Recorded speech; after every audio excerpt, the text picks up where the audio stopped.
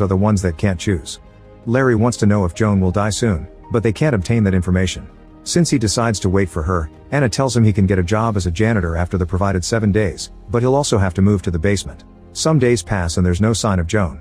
Anna tells Larry that this could take several months, so Larry decides he'll prepare an eternity so Joan will feel at home when she arrives. That night he writes a letter to his wife explaining everything. At the same time, the cancer finally kills Joan and she wakes up on the train. The next morning, Anna is taking Larry to his eternity. He asks her to give his letter to Joan, but she explains it's against the rules and hugs him goodbye. Larry starts making his way to the station while Joan leaves the train. On the escalator, Larry is shocked to see his wife, but she doesn't notice him.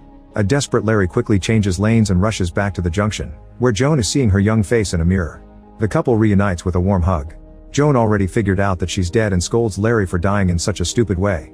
The moment is interrupted by Ryan, Joan's afterlife coordinator. He drags her away from Larry and brings her to her first husband Luke, who has been waiting for her for 67 years.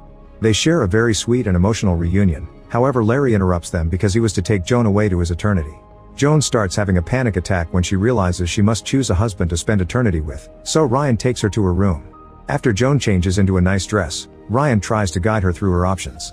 At that moment Luke comes to see her and a scared Joan slams the door in his face.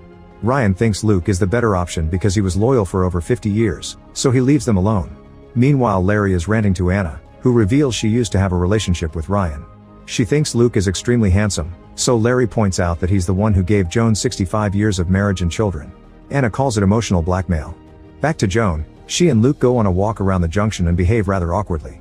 Suddenly 2 guards run nearby to catch a guy who tries to escape his eternity. One of the guards stops to say hi to Luke and immediately recognizes Joan. It seems Luke has been talking about her a lot. After they're gone, Luke explains the rules and tells Joan that he loves her. He says he thought about her every single day and shares lots of sweet words before trying to kiss her, but Joan pulls away because she feels sick. She tells Luke that she needs time to think and runs away. Minutes later, Larry bursts into Joan's room and brings her lots of options for their eternity. Joan freaks out and yells at him, reminding him that she needs time. She also reveals that after Larry's death, her best friend died too, which makes Larry happy because he hated her. He remembers that squatting always helped her calm down and convinces her to do it.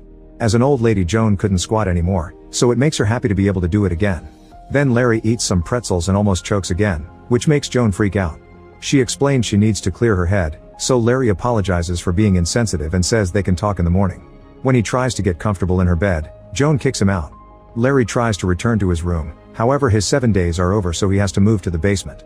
On the way, Larry sees a sign promoting a show by dead artist Dean Martin. Joan loves that singer, so Larry asks Anna to arrange a show. He's also disappointed to discover his new room is tiny. The next morning, Larry takes Joan